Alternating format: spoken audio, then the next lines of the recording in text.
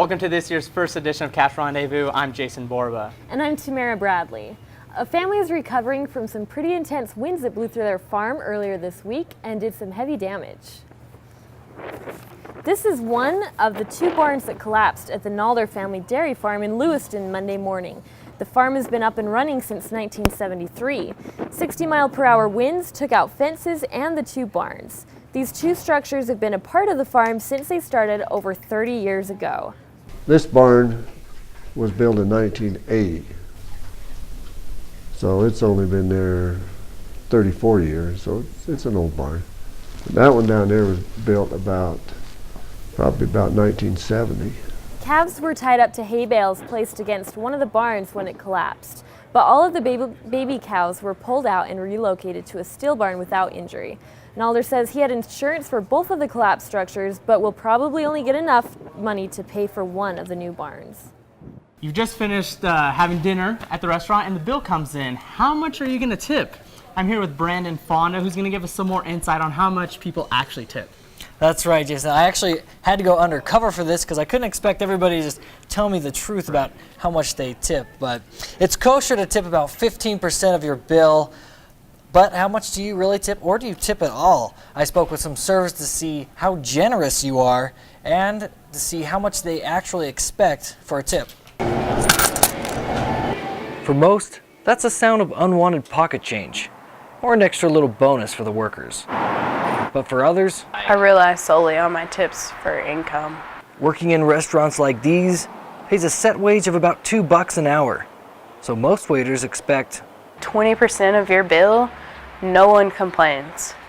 I don't even mind 15%. But all too often, I get stiffed a lot. people leave much less. And Domino's delivery driver Joey Burt agrees. The tips generally are the main part of our income, so it's crucial to us that we get tipped well. Oh, thanks for the tip. Yeah, you bet. Have a good night. So coming back from houses empty-handed, It's really maddening because we lose money on that. It's dangerous being out on those roads, and there's just kind of an ignorance as to I guess the need that we have to get tipped. sure enough, after we got to the house he was delivering to, he came back with just under a 9% tip. So I made $1.54 on that one, which is, that'll cover gas and that's about it. Your waiter's expecting at least a 15% tip. Let's say your food costs $50. What are you tipping? At least 20%. $6, maybe $7. Probably tip a good $10 for a $50 check. Others have a different view. The thing that I don't understand is why your tip increases if the bill increases, because that doesn't necessarily mean that their job is changing. The job may not be changing, but for most, It's 1918. a waiter's tip expectations won't be changing either. Now, Joey Burt, that delivery driver I spoke with, said that he works about 5 hours, and he said on average he takes about 8 runs, but gets stiffed on average about twice, 2 of those runs. So, Jason, I'm sure with this sweet outfit you got going on here that you are a great tipper. I try to be a good tipper. I usually try to leave 10-50%. If a server's actually really good, I'll leave a little bit more. But I'll be honest, if they're not very good, I'm not going to leave them that big of a tip. Okay, So, yeah. I share the same opinion. Yeah, So. thanks, Brandon. Yeah. We all know someone who tells us they're going to look into something later, but we know they never will. Kind of like finding out what these things are for on campus. Our David Matthew Stewart went out to answer this question for himself. You've seen them around campus. Probably walked past them on your way to class. Maybe you've even been tempted to press that little red button on front. But do USU students actually know what the emergency towers are there for? No, I've seen them. I don't know what they're for though. I just always assumed they were for like the fire alarms. I've heard about the lights. They tell us that if there's ever something going on to just push them. If you need emergency help, that's a way of summoning or calling for help. It was put back in the 1980s before cell phones, so if you were walking on campus, you had an emergency, you could go to one of those phones, you could push the button, it activates the light on top, starts flashing. That notifies people in the area that somebody needs help. It also opens up a two-way intercom with our dispatcher. That's right. There's an entire dispatch center on the other end of that red button. University Police, do you have an emergency? If it's an emergency line, a box pops up in the middle of my screen. It gives the location and the phone number. And just like with 911, as soon as you place the call, help is only 2 to 5 minutes away. With 29 towers on campus, there's more than enough opportunity to call for help if you need it. If you're not near a tower, use your cell phone, but don't cry wolf. Yeah, you could be charged with giving a false report. We have charged people in the past for that. They are there for your safety. You know, you need help from the police, by all means, use them. David Matthew Stewart, Cache Rendezvous. Just like Captain Milne said, if you ever need anything from the police, whether it's getting a cat out of a tree or needing a police escort at night, just give them a call at 435-797-1939. When we come back, everyone knows Barbie, but is she good or bad? We'll tell you the influence she has on young girls. And knock, knock, the salesman's at your door, but why do they do it? We'll be here in the kitchen where I'll show you how to make a real English appetizer. Wow, these are really good. You act surprised.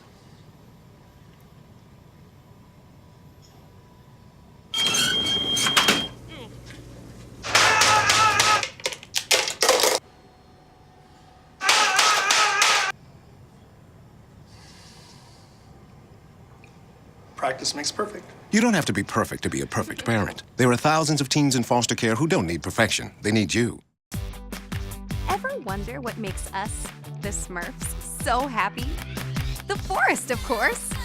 This is where we, along with the beautiful forest creatures, make our home with beautiful plant life, clean water, and endless adventures. It's a place to celebrate. So discover the forest with your family today. Visit discovertheforest.org to find a forest near you. Michael Adams? Here. Michael Adams? Here. Michael Adams.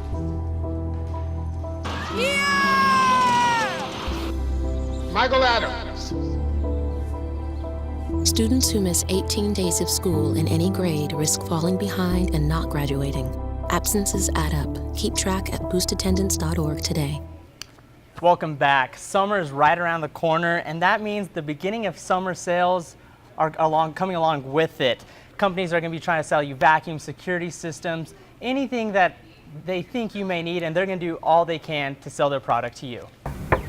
They might come knocking at your door. Workers who spend their summers walking streets like this, going door to door to door, hoping to make some extra cash. Yet students still go every year with their clipboards and walking shoes ready to sell. You go to the door and you have to be confident and you have to assume the sale. You're going to get that sale. It's definitely not something that is for my personality. Like, it's definitely a lot harder because I'm more of like an introverted, like thinking person rather than like outgoing, very like salesman-like. I would say you need to be a little bit more comfortable with lying to people.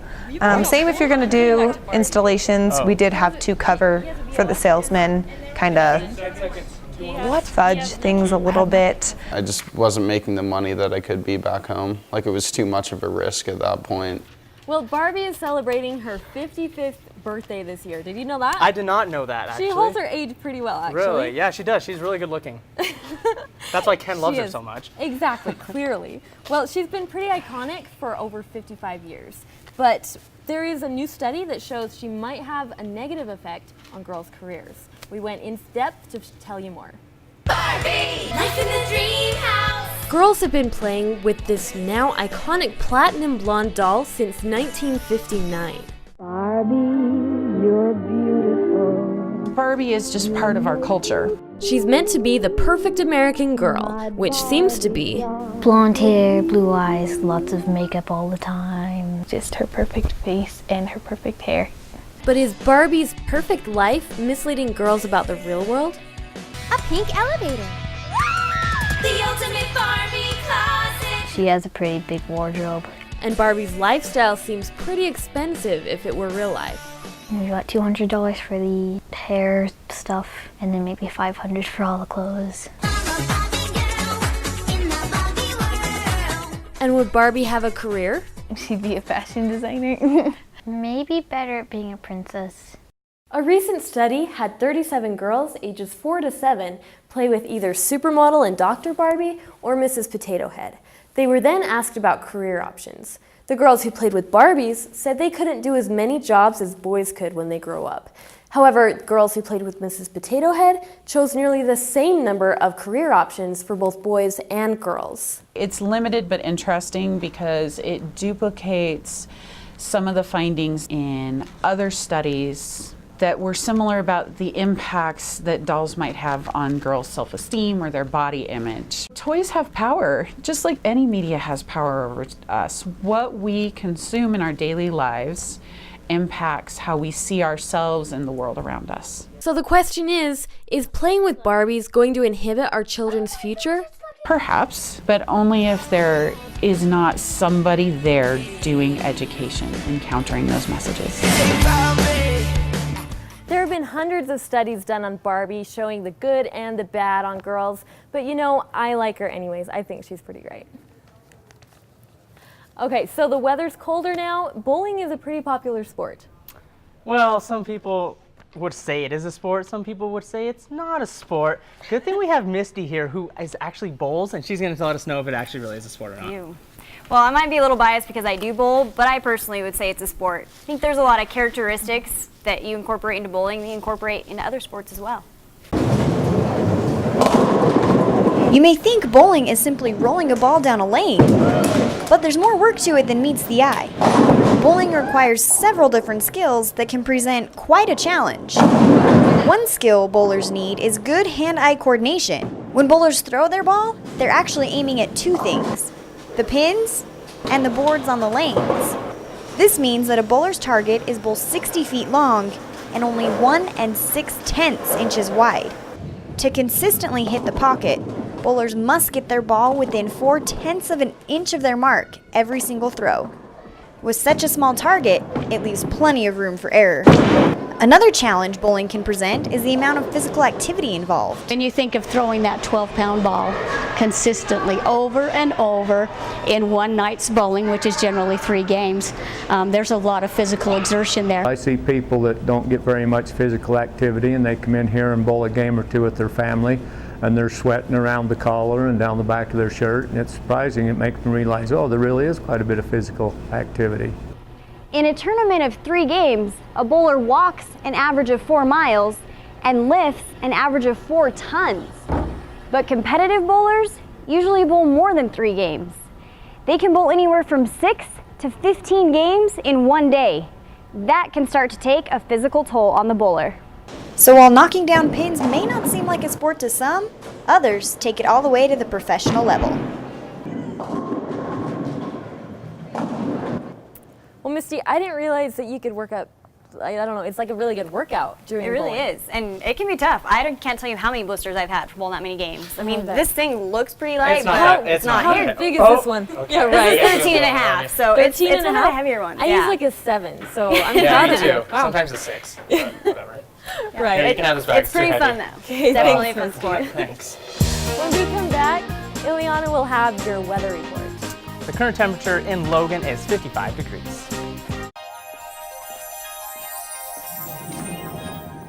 Can you concern with me? Imagine what you'd see if every child had a book to read. 'Cause every kid across the nation deserves a book to read, and we can make it happen right now. No, I don't know what you've been told, but kids with books learn so much more. So the mission is for us to get a book to each and every child. So let's join hands, book people unite, unearth hidden passion. Tomorrow have a good time. Planting seeds of inspiration to motivate some magic. To change the writing on the wall, writing on the wall. Can make a difference. One book can inspire a child. One book can be the first thing that helps to change a life. People unite. Read to a child today and spark a lifetime of ambition. Up, college is hard. Down, those books are heavy. My sport is football, but my passion is education. So every year I take promising high schoolers on a college tour to show them that higher education means a brighter future. My name is Nnamdi Asamoah. I don't just wear the shirt, I live it.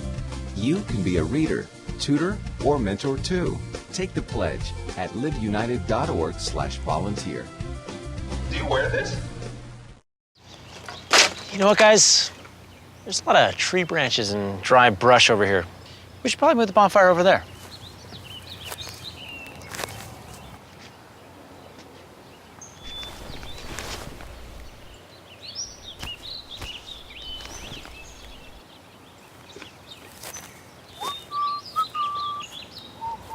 I'm guessing Smokey liked that idea.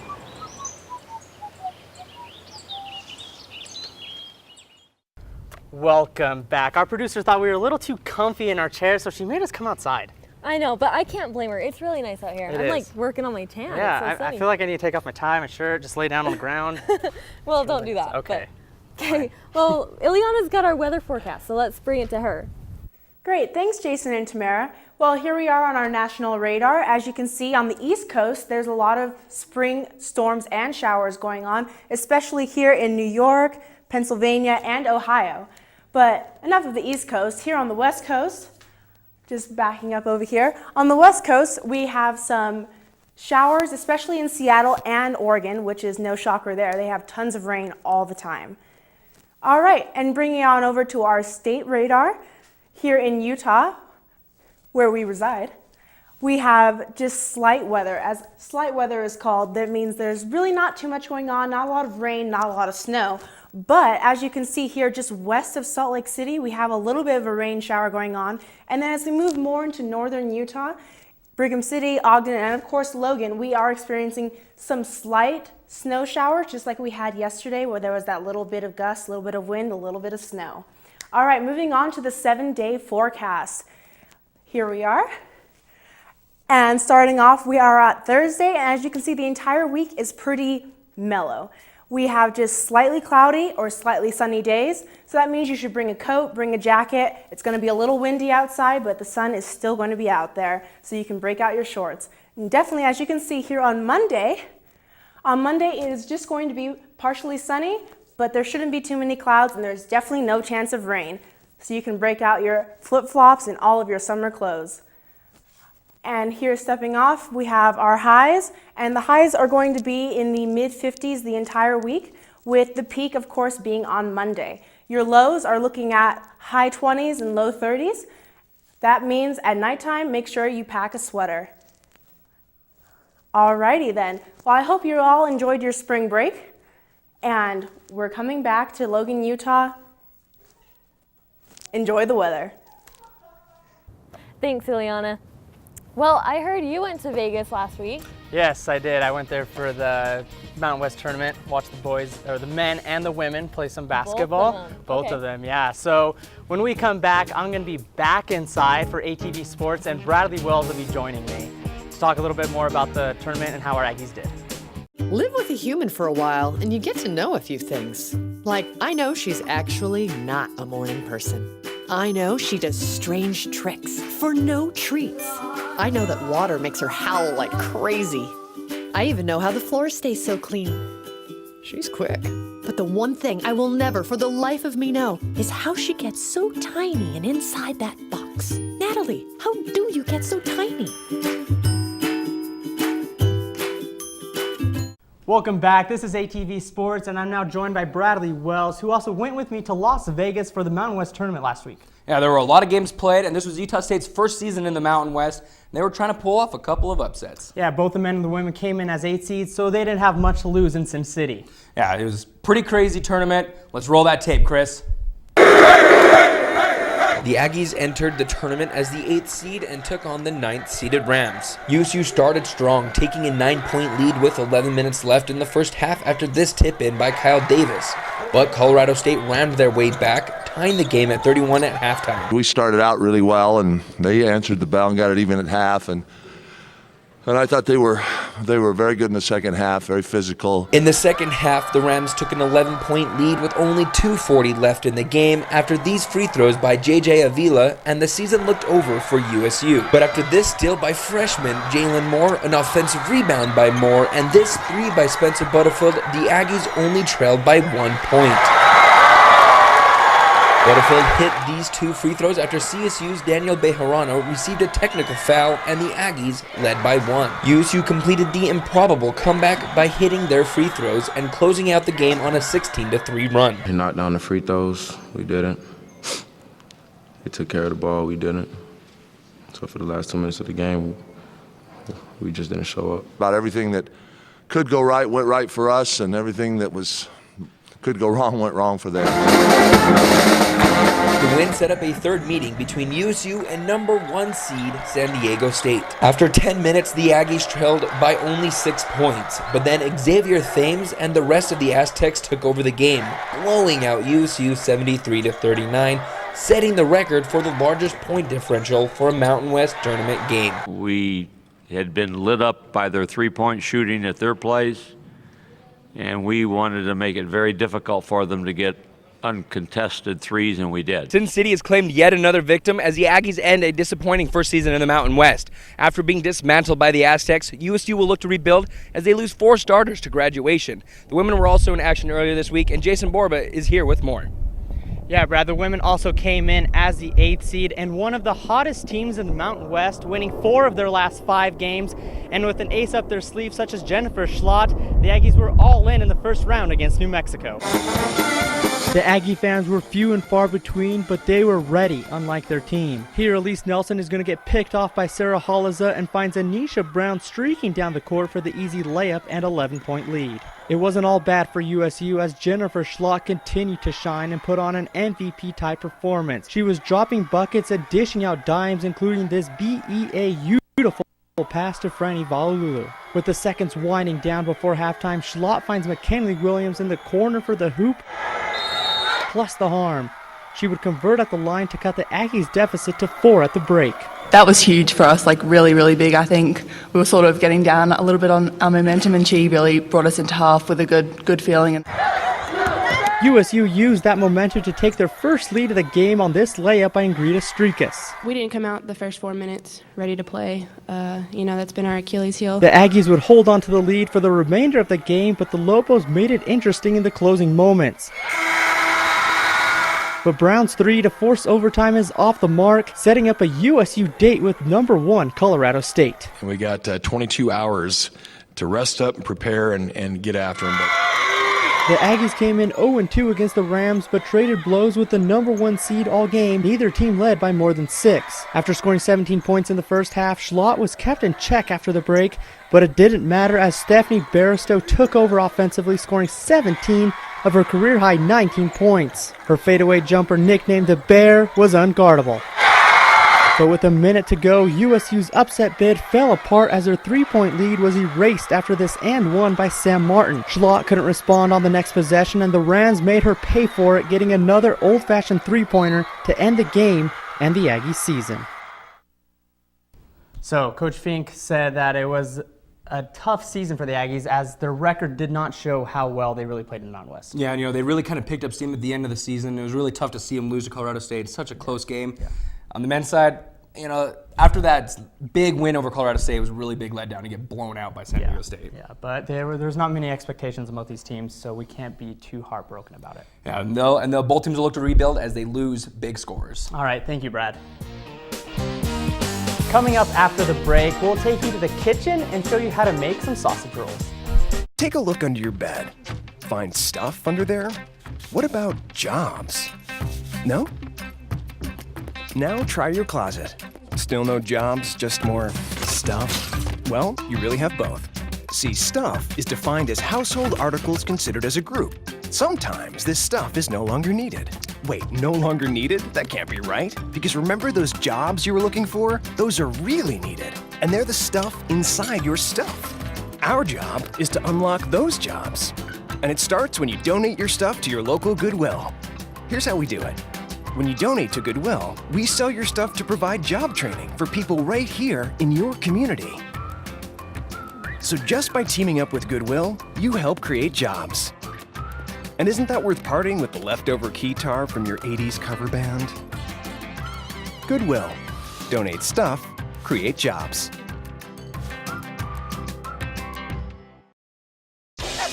Adopting a new pet is a rewarding experience. And shelter pets make super pets. Your new best friend will steal your heart, bring you happiness, and enrich your life for years to come. You can make a difference in the life of an animal.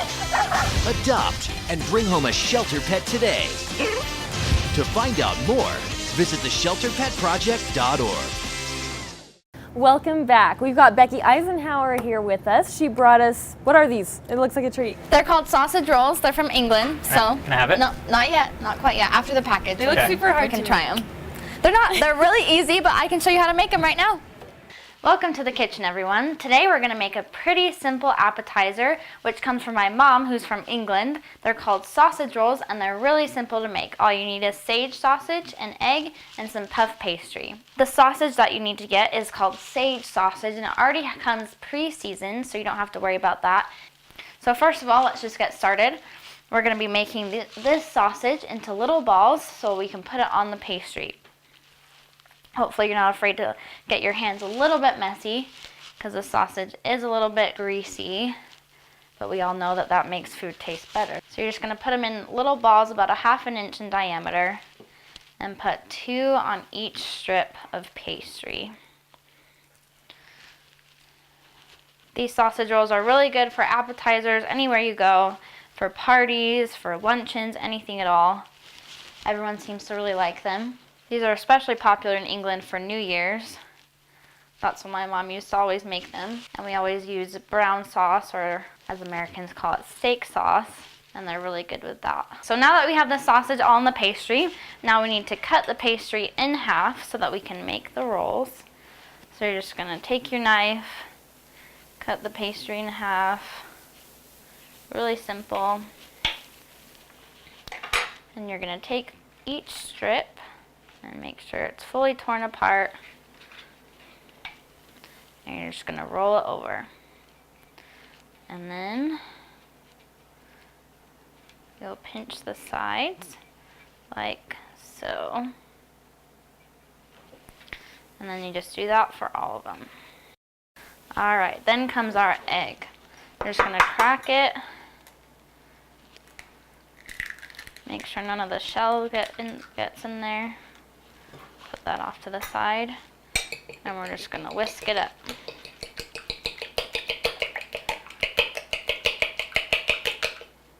All right. Now we use the egg to seal. You can get your fingers in here as well and just spread it over. It's all right if some gets on the pan. All right, and now they're ready for the oven. Now all you have to do is put the sausage rolls in the oven at 350 degrees and bake them for 20 minutes or until they're golden brown on top. Now that they're done in a nice golden brown, you can take them out of the oven. Be careful, they are hot. I wish you guys could smell this because it smells so good. They're all ready to go. Well, Becky, those look super good and super easy to make. Yeah, they really are so easy, and even Americans can make them. Yes. Even us Americans. Can I eat it now? Yes, you can dig in now. Okay. Everyone, come get one. I want this one. I feel like we need to share Yes, everybody come share. Not you, Brad. Stay there. Cameraman needs to Yeah, Don't get just into stay your there. head, Chris. Thanks for watching. Join us next week. We're going to take you on a tour. Enjoy.